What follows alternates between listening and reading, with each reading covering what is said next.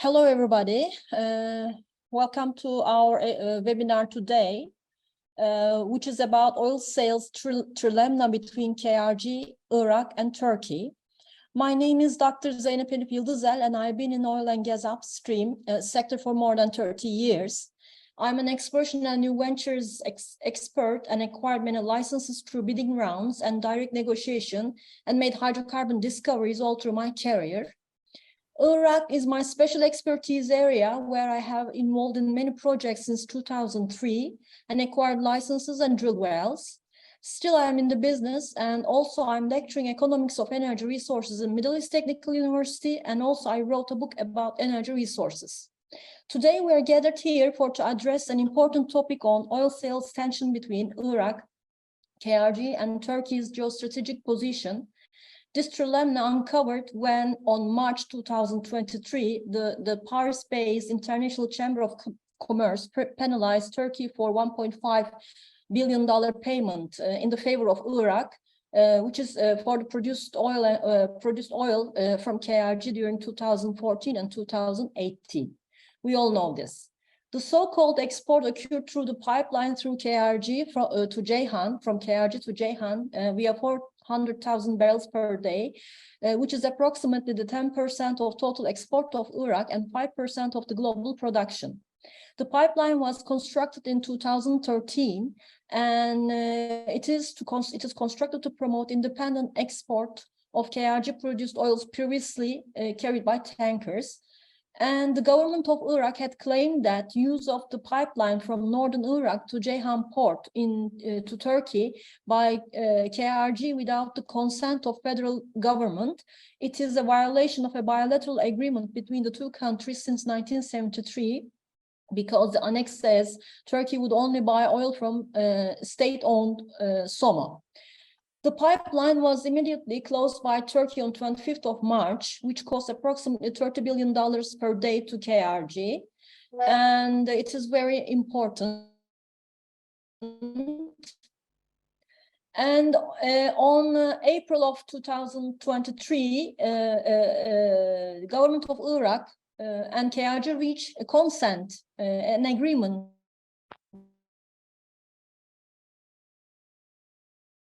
method for export, but still the pipeline is closed by unilateral action of Turkey.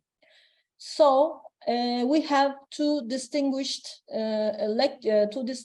expert panelists here, and I would like to thank Herdem attorneys, and also to let me find the correct name. Ankara Politikalar Merkezi, that made us available for this webinar. I'm going to tell about my panelists before, and I would like to introduce them to you. Our panelist, Mr. Eser Özdil, we know each other for 10 years, and he is the founder and managing director of Local Group Consulting Investment and Trade and a non-resident fellow with Atlantic Council in Turkey. He has 14 years of business experience in energy sector, and between 2012 and 2020, he worked as a Secretary General in the Petroleum and Natural Gas Platform Association in Turkey, which is regarded as one of the most influential sector organizations in the Turkish oil and gas industry. He participated in various official meetings of international organizations, namely the Union for the Mediterranean, EU, World Bank, and Organization for Economic Cooperation, and so forth. Our second panelist is Ms. Lizzie Porter. She is the senior correspondent in Iraq Oil Report. She knows everything from the field. And we know, all the fellows from the industry working in the region, we follow the Iraq Oil Report on daily basis. She is a senior correspondent in Iraq Oil Report, covering energy politics and security. Her publications appeared in mainstream media channels such as Telegram Media Groups, Monochrome BBC, CNN, Al Jazeera, and so forth. Porter was also the gold winner of 30 to Watch Young Journalist Awards in 2020 and Foreign Reporter of the Year by the Women Awards in 2019. The Guardian Student Reporter in 2012. She has a very good background in journalism. Before focusing on Iraq, she was based in Lebanon, covering major anti-government protests and riots in 2019 and 2020. She received her bachelor's degree from University of Oxford and master's from American University of Beirut in Middle East Studies. Before giving them the opportunity to speak, I would like to address some questions to the audience and to the speakers also, because we have to think all together about these questions. There is an Iraqi constitutional law, and the KRG was defined as a region and given the rights to export from its own fields that are being found or that are being discovered after 2003. So is this the main reason for all tension between KRG and the government of Iraq? And this is an important topic. And the other question is, KRG is giving production sharing agreements and the government of Iraq giving service contracts. And from the industry, we know that in exploration phases, we like the production sharing agreements too much. So shall this rise another conflict? And what are the consequences of lack of unified petroleum law between federal government of Iraq and KRG, since they have different petroleum laws, and KRG passed its law in 2007 and federal government passed its law in 2018. And also the most important thing is that what is being awaited for the oil companies, especially operating in KRG, if reconciliation process of oil sales between Iraqi government, KRG, and Turkey has not been achieved, has not been solved. And the influence of the decision on KRG's economy, because the KRG is paying back to the operators. So it is very important. Also, not the operators, there are service companies, cement companies, and other logistics, and other many more companies working in the KRG region, which is affected from this problem. And there is also the influence of KRG gas fields, that we need gas in Turkey, and it is Turkey's geostrategic position is important. And after the Russia and Ukraine invasion, European demand is also triggered by this invasion, and the gas in Iraq is also important for the European Union. The influence of this penalty for Turkey and its companies, especially working in Iraq and KRG, and Turkey's importance as a geostrategic position, and also increasing Shia power on the federal government of Iraq, and Turkey's increasing Iran threat perception and its implication in the Iraq policy. These are the major topics that rise in my brain. So if the audience, have other topics, please feel free to ask after the panel's talk is finished. So I would like to give the stage first to Ms. Lisa Porter. She's going to talk about a little bit background and the other stuff, and then Mr. Eser Özdil. Lisa, you have 15 minutes. Thank you much. Thank you very much for that expansive introduction, Dr. Zeynep. Günaydın, iyi günler, Slav and salam alaikum to everyone. Essentially, the problem starts with the ambiguity of the Iraqi constitution. And this is not just on oil and gas, it's ambiguous on many different topics. It's highly open to interpretation. So when it comes to oil and gas resources, it says that they belong to the people of Iraq. For one, and I agree with that, these things, these are Iraqi resources for Iraqi people, but that causes problems because anyone trying to produce these resources can very easily be accused of sort of stealing the Iraqi people's goods, the Iraqi people's wealth and resources. That means that it can often and has often led to kind of populist campaigning that blocks development of resources and pipelines. One example recently in the south has been the expansion or development of a secondary pipeline for exports into Jordan. There was a lot of accusations that would lead to the stealing of Iraq's resources. While actually it would be a good alternative export route if anything happens in the Gulf, in the Persian Gulf, and we know that's not the most stable of seaways, it would provide an alternative route. But that's one issue with the wording of the constitution. To the point of the Erbil-Baghdad divide, the KRG, as you referred to there, Dr. Zainab, the KRG interprets the constitution to mean that as an autonomous region, it has the right to produce and market its own oil and gas. This is furthered by the absence of a national oil and gas law, which they talked about it in 2018, and there was movement towards it, but they haven't actually passed that. That would define the contours of who, on a governorate level, on a regional level, would have the right to do what around producing, marketing the oil in each and distributing the wealth of the oil resources in each province or region of Iraq. Lawmakers, because you've got because of the system, because of the parliamentary system in Iraq, lawmakers have never been able to come to an agreement and pass that law. They've gone, they do it in stages. When they vote on a law, they've got to the stage where they voted on, a number of articles within the law, and then they've got to a certain stage and haven't been able to agree. And so they've gone back to the drawing table. There have been a lot of talk recently about MPs on the Oil and Gas Committee in the parliament in Baghdad saying, yes, we're going to get it passed by the end of the year. An MP told one of my colleagues in an interview that recently.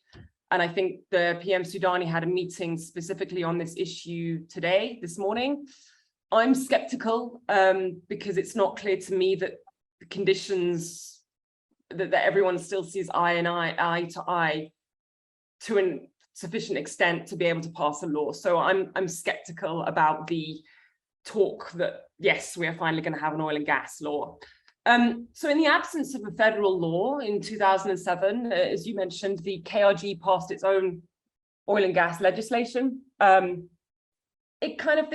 This created a fact on the ground to stand up its independent oil sector, and a legal basis for producing oil and controlling the revenues that flowed from that. It signed production sharing contracts with IOCs, developed its fields. In the beginning, we're talking, the sort of 2008, 2009, 2010, it monetized this crude in any way it could. It trucked to Turkey and Iran, and there was lots of sort of teapot refineries locally. In 2013, and this is a big moment, it signed a strategic agreement with Turkey to export crude using the pipeline to Ceyhan.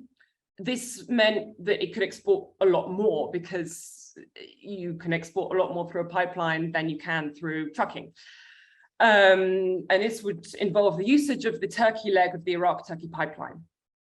The first oil cargo to Ceyhan was sold in 2014, but really, like a couple of days after that, Iraq filed the ICC arbitration case, arguing that the use of the ITP without Baghdad's specific consent violated the ITP usage treaty terms from the 1973 treaty between Baghdad and Ankara.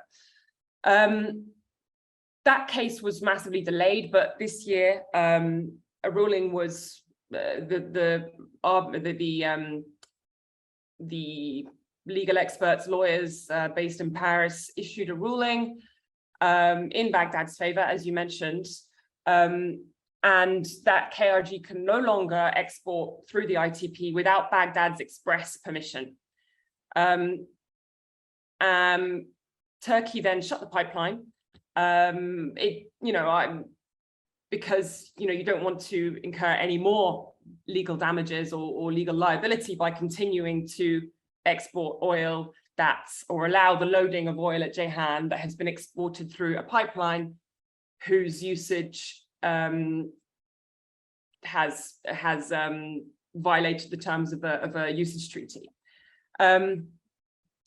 So as you said, Turkey hasn't turned the pipeline back on. And I know we've got a section later on this specific arbitration case. So it was a really big watershed moment. This was in addition to ongoing tension and between the KRG and the central government over the KRG oil sector, because of this belief in Baghdad that the KRG is operating in a way that violates the constitution. And in February 2022, Iraq's Federal Supreme Court ruled that the 2007 KRG oil and gas law violated the Iraqi constitution. And the federal government really started to make efforts to curb the oil sector in the Kurdistan region by, saying oil service companies will not be able to work in federal Iraq if they work there, opening legal cases in Baghdad against some of the operators in the KRG. Work there continued despite this FSC ruling. However, it did complicate the passage of a public budget in Iraq, because the agreements that had previously governed the allocations of money to the KRG from the central budget, they no longer worked because they would implicitly recognize the independence of the KRG oil sector, and therefore not abide by the FSC ruling and be open to potential further legal challenge. So that complicated things greatly. And in 2022, we didn't have a budget in Iraq for the whole year. In 2023, they have finally just recently passed a budget for 2023, despite the fact we're halfway through the year already, 2024 and 2025, with a new formula, a new kind of modus operandi for revenue sharing between the KRG and Baghdad. This is in light of the Federal Supreme Court ruling last year and in the light of the ICC ruling against the usage of the ITP Iraq. Sorry, I keep using acronyms. I hate them myself. In light of the ICC ruling against the usage of the Iraq Turkey pipeline without Baghdad's express say so. Under this new agreement, and this is it kind of reshapes the relationship between Baghdad and Erbil.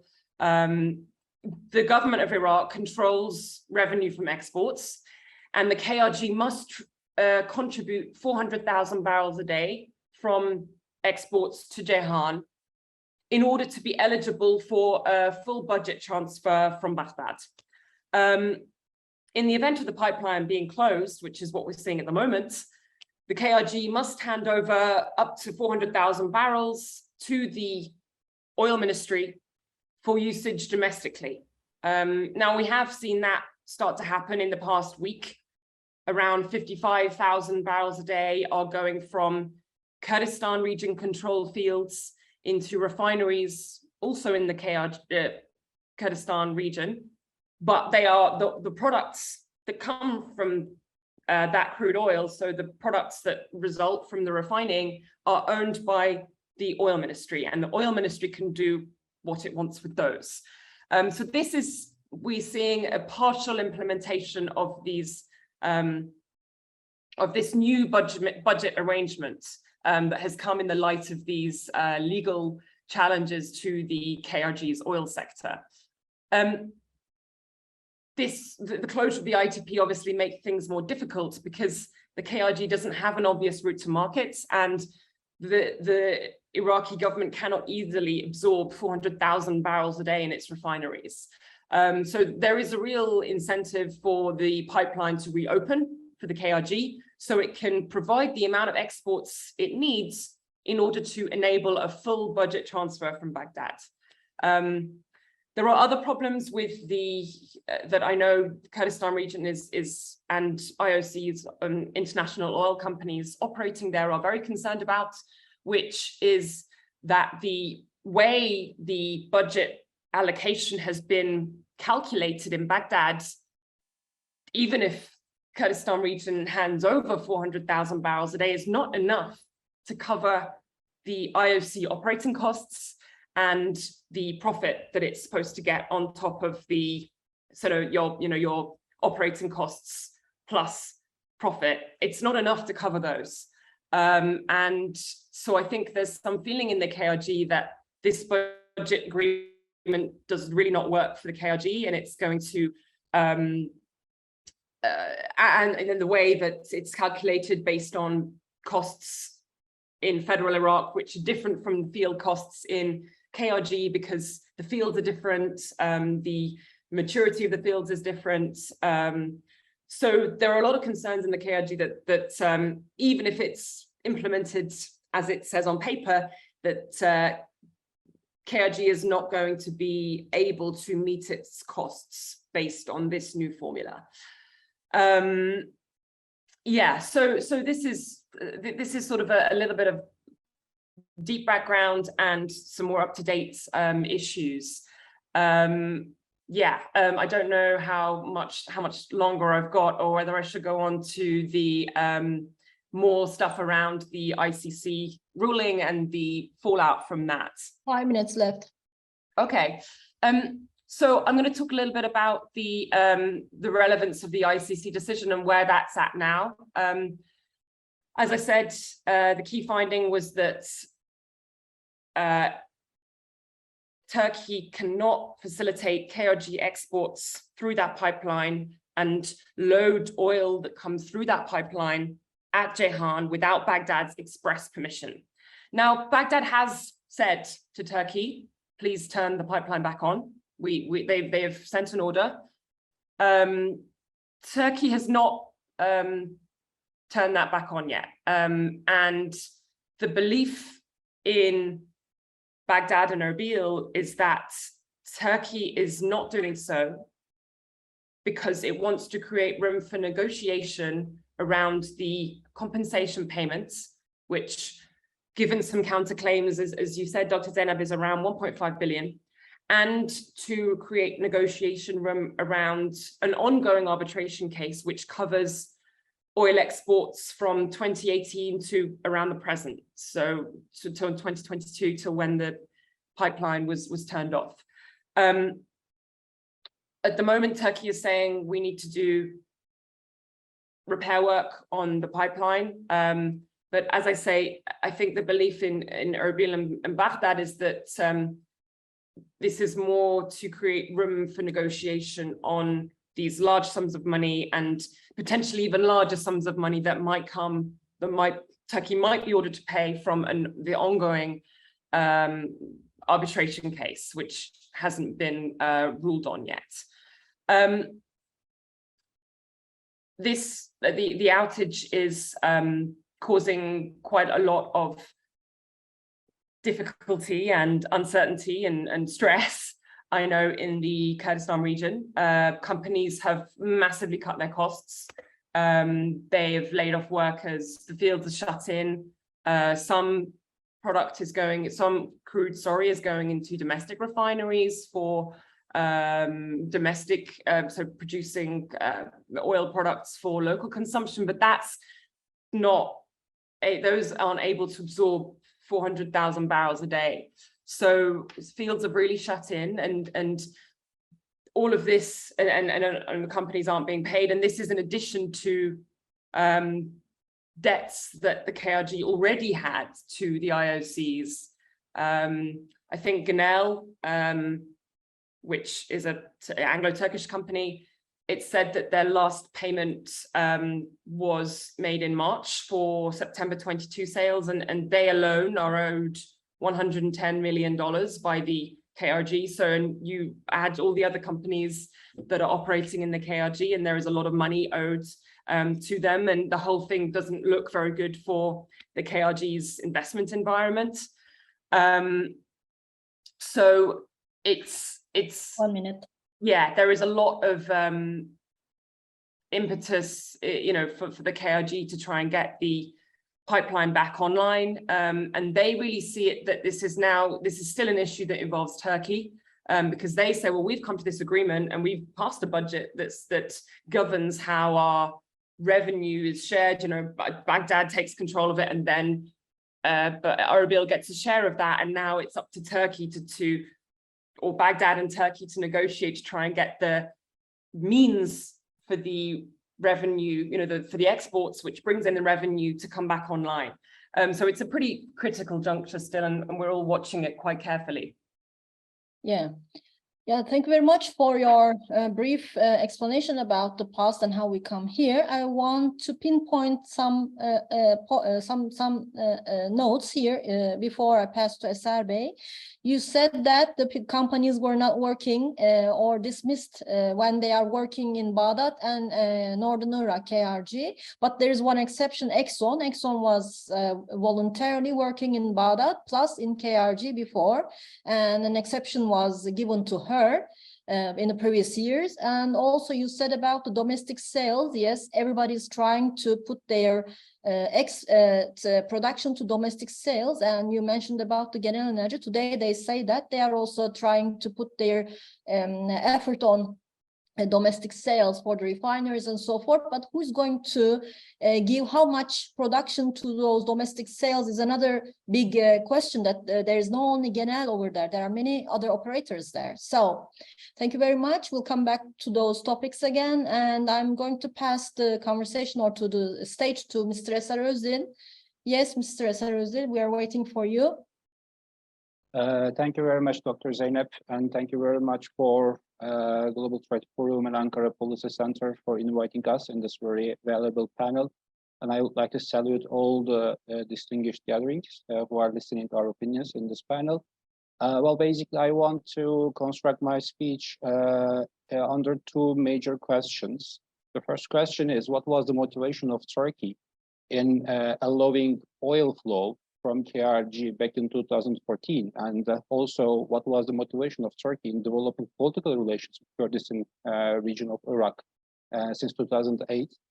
This is, I think, very crucial to understand the current situation. The second, as Lizzie explained, what is the current stance of the Turkish government and why it changed after 2017 independence referendum, and how we can move forward from the current point, because it's clear that this is not the benefit for all parties in the current situation. So what could be the possible solution scenarios?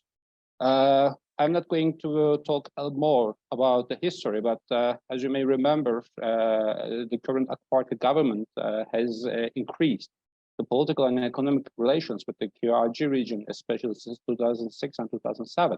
And of course, the production sharing agreements, as well as increasing economic integration between Turkey and KRG, was important in order to create an economic benefits for the both parties.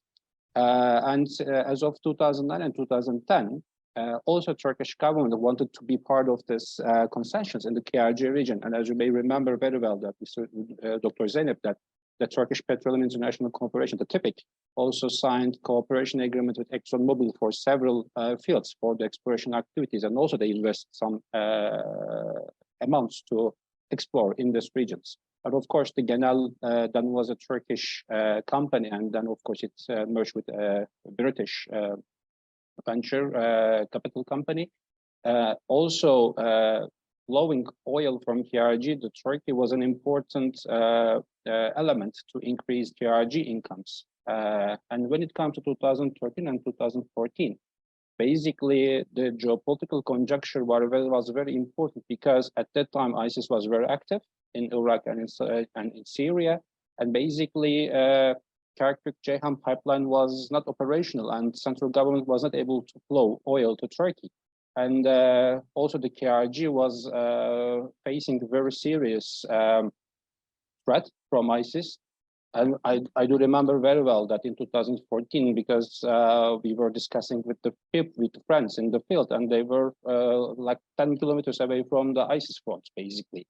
And that was a very difficult period for KRG to sustain their, let's say, war or struggle versus ISIS, and oil flows was very crucial for that activities. And from the Turkish point of view, basically in allowing the KRG oil flows, the first, of course, was to help the KRG government financially.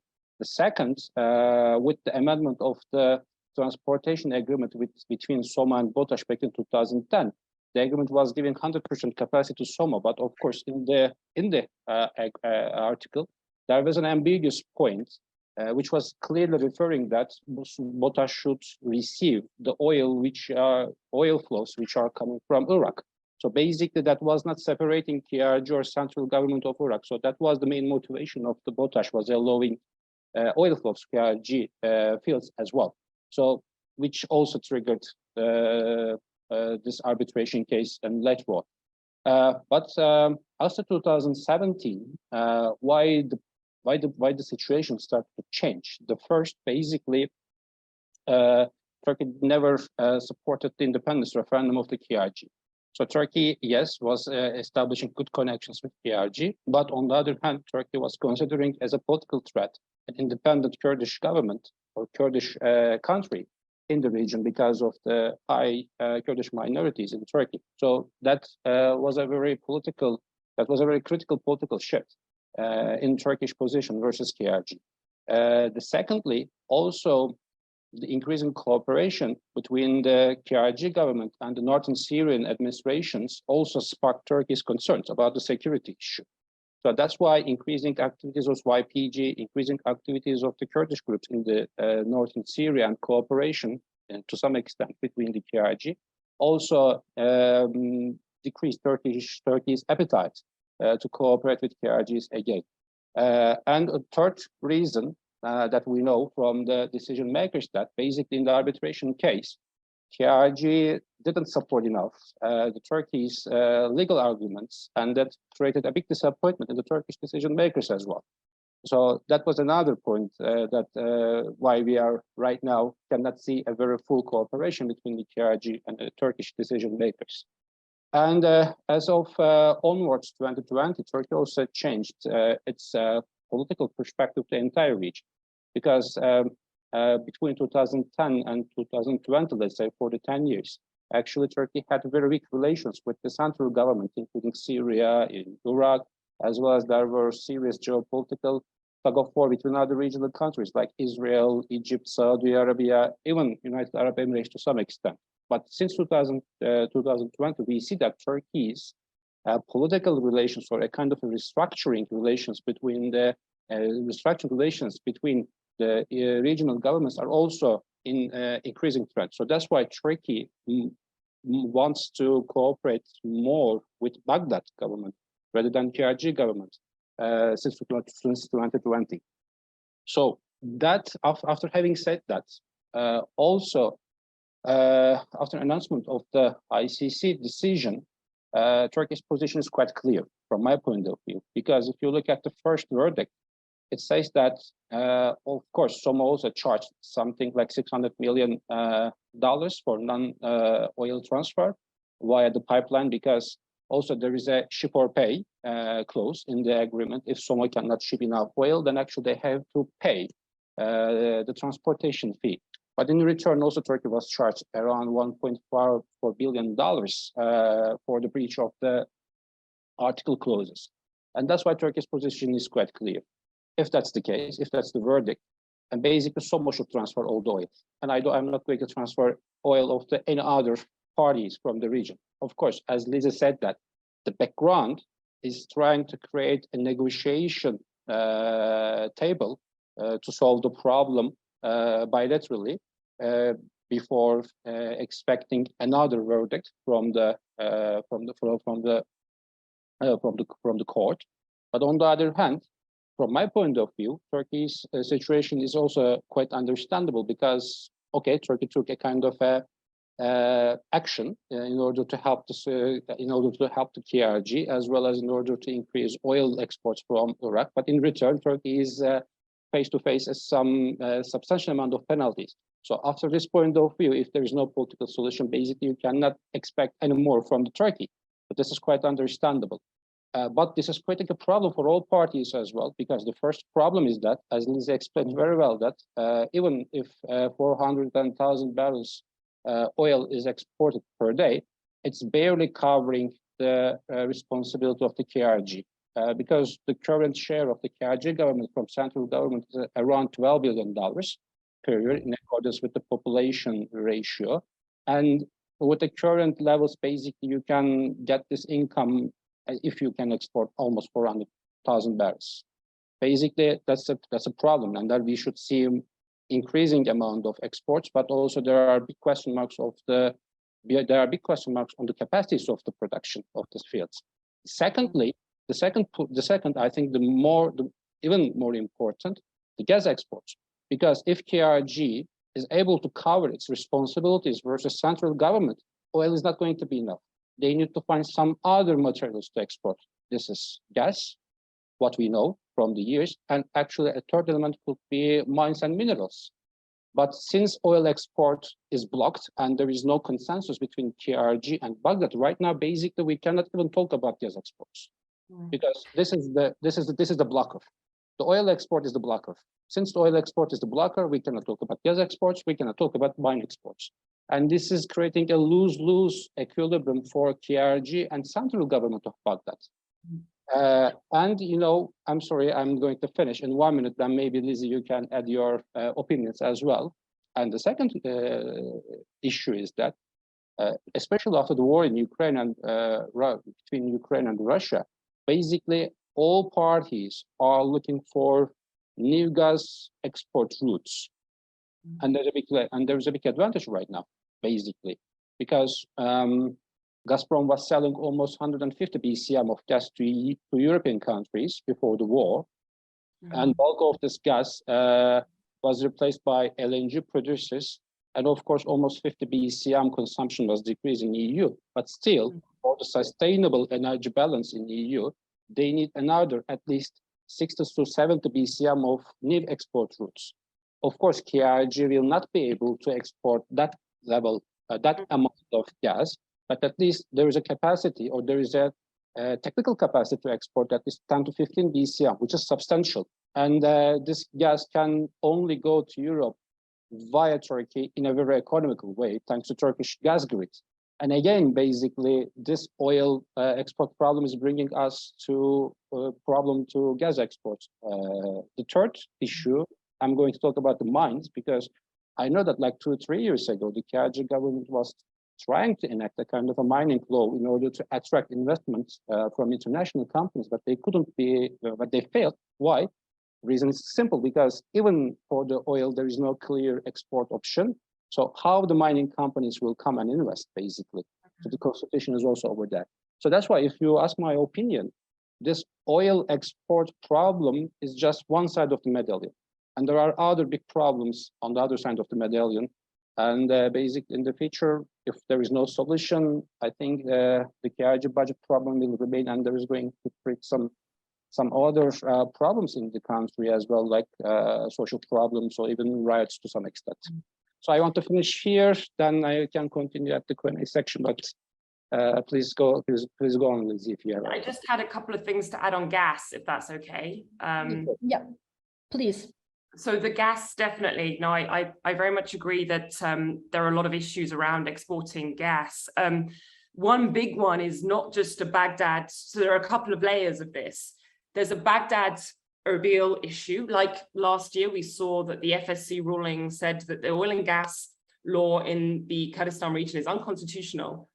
And that's, so you've got questions over or challenges to the legal basis on which that gas is produced. Then, and we saw, a big challenge to that. Do you really want to, is it going to be possible to export that gas without Baghdad's, in the presence of that FSC ruling that says that the oil and gas law is unconstitutional? That's one question. You also have an intra-Kurdish problem. This is it's one of the consequences of the lack of unity in the Kurdistan Regional Government. Most of the gas is in areas controlled by the PUK, which is one of the main parties that makes up the KRG, the other being the KDP. Lots of acronyms here. The problem is that they don't agree on how to build the infrastructure. The PUK leaders are adamant that any way that the gas resources, and we're talking mostly about Khormor and Chamchamal, that's where a lot of the gas is, any further development of that to take it across to Dohuk and eventually to exports into Turkey needs to ensure that Suleymaniye province sees the revenue coming back, sees some benefit from that. Because at the moment they say, well, we don't like the way that the oil is exploited because Suleymaniye doesn't see any of the revenue or little of the revenue from that. We don't want the same thing to happen with gas, especially because it's in our area. So at the moment, you've got some work going on a pipeline in KDP-controlled areas, on a gas pipeline, but like little happening in PUK-controlled areas. And so with this political tension going on and disagreements between the two parties in the KRG, that's another factor that massively sets back any idea of gas exports. You've also got the problem that KRG has to fulfill domestic demand before it exports. And you've got a 1,100 megawatt power station in Dohuk standing idle. That needs to be fulfilled and used before you can think about exports. You've also got, does KRG decide to send gas to federal Iraq, not to Turkey? So really this idea that KRG or, Iraqi gas is going to suddenly replace Russian gas is there are a lot of factors we need to think about before, we can see Kurdish or Iraqi gas going to Europe. It would have to go via Turkey. Yeah, Lizzie, I think there are some questions. You are pinpointing the very important things about the gas issue. Gas issue is important, yes. But let's take some questions. And before passing to question and answer, I would like to pinpoint something about the Sarbay's speech. As it's mentioned that, and you also mentioned, and Sarbe also mentioned that there is a consensus, that there seems to be a consensus between KRG and the federal government of Iraq about the payments, that when the Turkey opens the pipeline, then everything will be sold. It seems like this, but this is not the case. There are audiences most probably have been in this industry, in these companies operating in the KRG. They may remember that Dr. Ashta Havrami, during that time, he sent produced oil to SOMO, and in return they only got 17% of the whole sales, not their own also. And this rose another conflict between them. I feel that there will be those conflicts in the near future. This trilemma will be a dilemma between KRG and Iraq in the near future. So there is a question for Mr. Sarbe, and before that, Mr. Sayar just asked about and mentioned that the Crescent also is an operator in Baghdad and KRG both. Yes, Exxon, and they have these privileges. Exxon is very, very strong company, so Sheristani did nothing about that. But the Sinopec, the Chinese company, was laid off from Baghdad when she tried to enter into KRG, you may remember. And now, Sarbe, you can just answer the question. And please, the audience, if you have any other questions, please do ask and address whom you are asking, and they're going to answer. Yeah, the questions about the arbitration, I think you are referring that one, Dr. Zeynep, right? Yep. Yeah, the thing is that basically at the early days of the arbitration case launched by the central government of the Iraq, basically there was a frustration in the Turkish decision makers that the KRG decision makers are not supporting well enough with the current clear documents that they have with the central government of the Baghdad, and they are not even participating to do meetings with the lawyers and etc. So that created a kind of a mistrust and untrust, let's say, from the Turkish decision makers. This is what I'm referring from my face-to-face meeting with the relevant decision makers, and these informations, of course, are not publicly available. The second question was about how the current KRG didn't support Turkey in the arbitrage. Yes, arbitration. Yes, that's the question that I answered. The second question, I think there's another question of Mr. Bilgin. What would resolve the deadlock at this moment as Turkey being exposed to penalty and Iraq is limited on sales channels? The thing is that it's clear that Turkey doesn't want to pay a penalty, and Turkey doesn't believe that it's the fault of the country. Basically, Turkey believes that they just facilitated the oil exports, and the main income sharing problem is between KRG and Iraq. So Turkey is expecting a kind of a political solution. And as long as there is no political solution, I don't believe that Turkey will change the current situation and current status. So that's the major deadlock. And I think the only solution can be achieved via political negotiations between the parties. I don't know if KRG maybe will take the responsibility of the payment of the penalties, or maybe the central government will take back their claims from the court in Paris. You know, this kind of political solution might be possible. Yeah, I think one of the things is it's definitely always included a political element. I think the problem is that the issues on which Iraq wants Turkey to concede on are non-negotiables for Turkey. You know, things like, you know, things that annoy Iraq about the relationship include water sharing and the presence of Turkish military in northern Iraq. You know, and if Iraq was to ask for concessions on those things and say, yes, we'll waive the money in exchange for X or Y, those are issues that Turkey finds that are just a no-no for Turkey in terms of concessions. So and at the same time, Iraq knows that it kind of needs Turkey as a very important trade partner, as a export route. So it's got a kind of, there's a very fine tightrope walking in this relationship. And I don't clearly see a way out of it, apart from coming from the very top levels of governance in both countries to come to a solution over it. It's going to have to come right from the top. Mr. Gökhan Yardım had another question. If Turkish gas market is fully liberalized, how it affects the relations? I think to both of you. Which question on the panelists about how they believe the KRG should mediate? Or no, the Turkish gas market. the gas market. It is fully liberalized. What will be the effect? So I think that's probably one for you a bit more than me. I'm slightly on Turkey, but have more experience on the Iraq side. Yep. Well, the problem is political right now.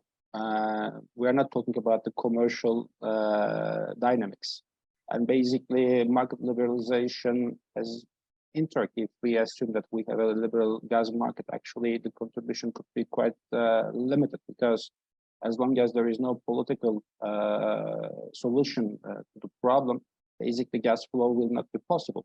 So that's why even if we have a liberal market or not, I see very limited effect. But if Turkey has a liberalized gas market, of course, it will attract many investments from international companies. Big companies will also come to Turkey because Turkey is a big gas market, roughly 55 to 60 BCM of consumption. So that's why there could be a leverage from investors' side, both on Turkish government, on KRG government, on central Iraqi government as well. But I assume that, and I know that still in the current situation, most of the operators in the KRG region are trying to increase their lobbying efforts to reach a solution. But I don't see a direct link between market liberalization and solving the political problem right now. Mr. Sayer asked both of you that to give your opinions on how they believe, or how you believe that the KRG should try to mediate. Should they restructure the fiscal terms of the PSA with the operators within the region, assuming it's legally possible, or do you think that it would be enough?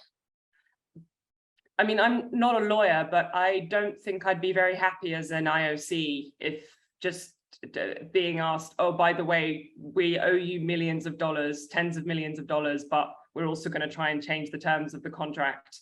I don't think I'd be very happy, and particularly given the operating conditions in the KRG at the moment, I don't see how that's possible. You know, without seriously potentially damaging reputation and you know, not being seen as a very easy or you know, business friendly place to work.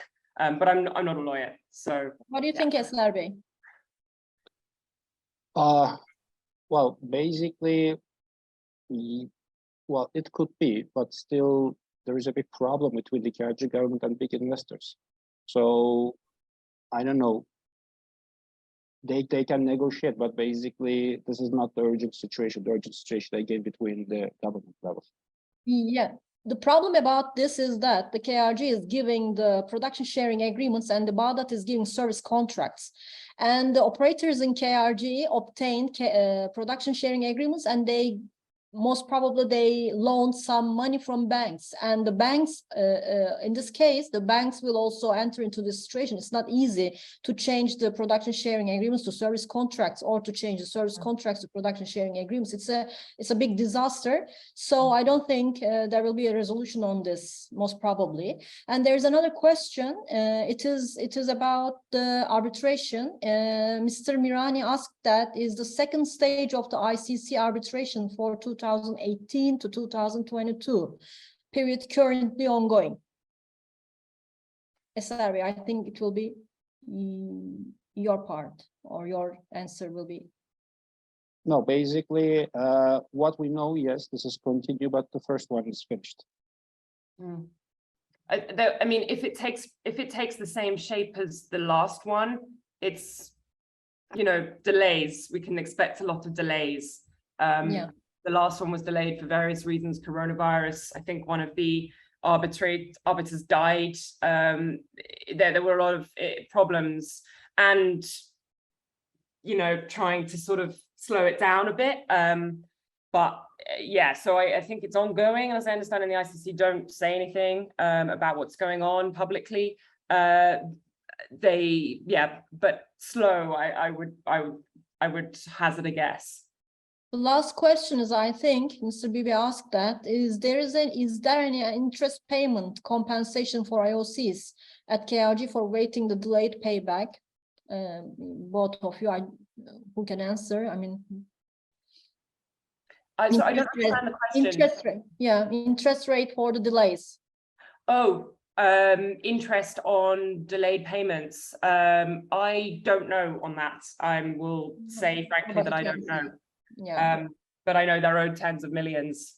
Yeah, and there is another last question before we are going to conclude. Do we know much about how to break the current PSCs the KRG has with the IOCs to a service contract model? Do we know if any IOCs are currently in discussion directly with the Iraqi government? I answered this actually because it cannot be, because the ownership in between the two contracts are very different. The service contract doesn't give you any ownership, but the production sharing contract gives you the ownership. So it will not be resolved, and there is no current conversation about this. And I don't believe that any IOC working in KRG would like to change any kind of contract types. Maybe the Baghdadi companies can be in favor of doing this, but the vice versa is impossible. But then you come back to the problem of the constitution, which, I mean, it's not a problem, but it's just it's a fact that you can't, like, no company can take ownership share of a field in federal Iraq, because the constitution says that it's the Iraqi people who own the oil and gas, no other company can ever own that oil or the fields from which they come. So our time has come. I want to thank to Mr. Eser Özdil and Mr. Riza Porter for their valuable contribution to this panel or to this webinar. I also would like to thank to organizers who helped us to do this. First of all, Ankara Policy Center, and it's a prominent Turkish foreign policy think tank group in Ankara. Global Trade Forum, which is also an industrial think tank based in Istanbul. And these topics are very important, especially for the operators working in that region. So I'm very thankful for them, for Mr. Arun Demir also, for Herdem Law also, because these are the things that you see many people are asking questions about what's going on and what's going to be in the near future. So these are very important. So I will thank them for inviting us to such kind of extended webinar. Thank you for all the guests here, and also I will thank my panelists, Lizzie Porter and Eser Özdil, once again for their valuable contribution to this event. So anybody can leave the webinar. Thank you very much. I hope it was useful. Thank you very much for the See invitation. you in connection. Bye-bye. Bye.